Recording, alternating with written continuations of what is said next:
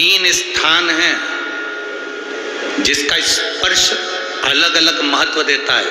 आज 40 गांव की इस कथा में ये चरित्र निकला है, तो जरा अच्छे से समझ लेना। इस समय 3 जगह स्पर्श करने का फल क्या। एक, जहां से जलाधारी से पानी बहता है, जो गणेश और कार्तिकेय का स्थान है, उधर हम दबाते हैं, स्पर्श करते हैं, एक वो स्थान।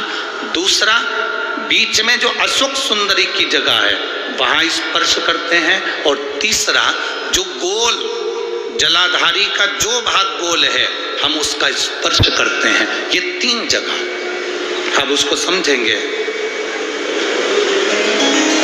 3 जगह स्पर्श का महत्व समझें। डॉक्टर ने कह दिया कि तुम्हारे गर्भ में जो बच्चा है उसके हृदय में छेद है, इसकी धड़कन नहीं आई है, वो मानसिक विकलांग लगता है। श्री शिवा नमस्ते भीम दोस्तों, हर हर महादेव। कैसे हैं आप? आशा करती हूँ सब ठीक होंगे और सुरक्षित होंगे। दोस्तों, आज जानेंगे पूज्य गुरुदेव की कथा अभी फिलहाल महाराष्ट्र में 40 गांव में हो रही है। उस कथा में पूज्य गुरुदेव ने 3 उपाय बताए हैं। उनकी कथा सुन करके और समझ करके दोस्तों मैं 3 उपाय लेकर के आई हूँ। और वो उपाय है दोस्तों, ये जो शिवलिंग है, शिवलिंग की जलाधारी में 3 स्थान बताए हैं पूज्य गुरुदेव ने। उनको स्पर्श करके आपको क्या उपाय करने हैं। बहुत ही सुंदर और अचूक उपाय है दोस्तों। चलिए जानते हैं कि पहला उपाय क्या है और किस चीज के लिए है। आपको दोस्तों, जिन स्त्रियों के गर्भ में बच्चे के दिल में छेद है, या बच्चा विकलांग है, या कोई भी चीज उसको काम नहीं कर रही, या किसी भी तरह से बच्चे के को दिक्कत है गर्भ में, तो वो स्त्री क्या करे। सबसे पहले आपको क्या करना है दोस्तों, एक जल भरना है तांबे का, उसमें जल भरना है आपको अपनी रसोई से, अपने परिंदे से। और चंदन ले जाइए, बेलपत्र ले जाना है, बेलपत्र ले जाइए, लेकिन आपको वहां पर जाकर के सीधे शिवलिंग के पास उत्तर दिशा की तरफ मुख करके खड़े हो जाना है। सबसे पहले गणेश जी के स्थान पर समर्पित करना है जल, फिर कार्तिकेय जी के स्थान पर, फिर माता सुख सुंदरी के स्थान पर, फिर माता रानी के हस्तकमल पर, फिर श्री शिवानंद मंत्र का जाप करते हुए इस तरह से आपको जल समर्पित कर देना है। जल समर्पित करने के पश्चात आपको कौन सा स्थान स्पर्श करना है, मात्र 15 दिन में, पूज्य गुरुदेव ने कहा है 15 दिन में दोबारा से रिपोर्ट कराइए, वो रिपोर्ट नॉर्मल आएगी।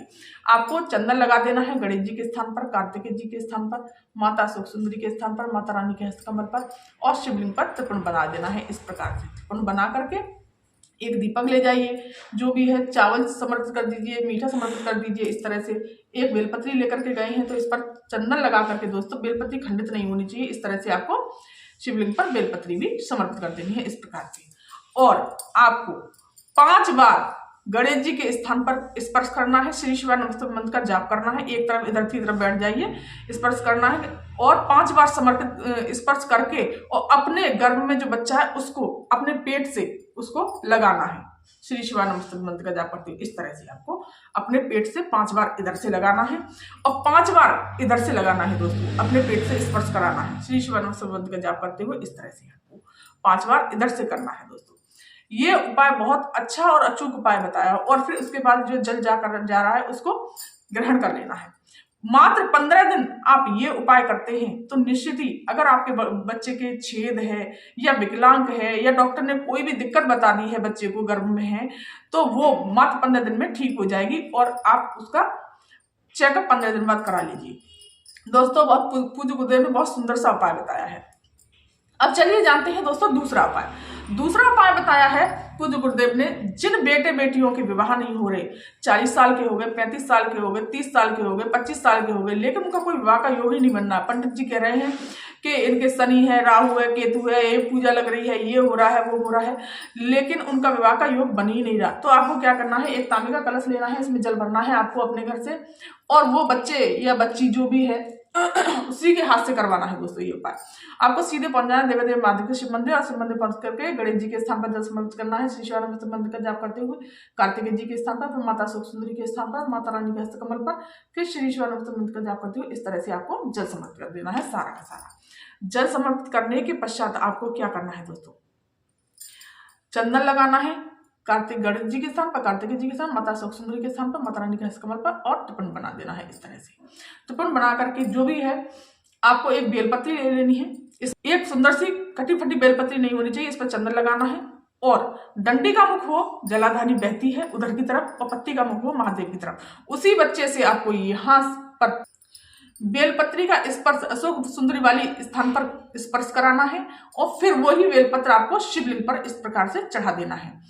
और बेलपत्र ये अशोक सुंदरी वाली जगह पर स्पर्श यहाँ पर इसी जगह पर यहाँ पर स्पर्श करते हुए अपनी जो कामना है, जो विवाह नहीं हो रहा है, जो भी समस्या आ रही है विवाह में, वो बोलते हुए और अपनी कामना कह देनी है भोलेनाथ से। और यहाँ से जल मस्तक से, हृदय से और आंखों से लगा करके सीधे घर चले आना है। दोस्तों, पूज्य गुरुदेव ने बहुत ही सुंदर सा अचूक उपाय बताया है। पूज्य गुरुदेव कहते हैं कि इस उपाय को करने से मात्र 3-4 महीने में उसका संबंध पक्का हो ही जाएगा। ये गारंटी का उपाय है दोस्तों, बहुत ही सुंदर और अचूक उपाय है। अब चलिए जानते हैं दोस्तों तीसरा उपाय। तीसरा स्थान कौन सा है शिव जी का जलाधार पूरी शिवलिंग में कि जहां पर हम स्पर्श करते हैं तो वो कोई भी परेशानी होती है वो दूर होती है।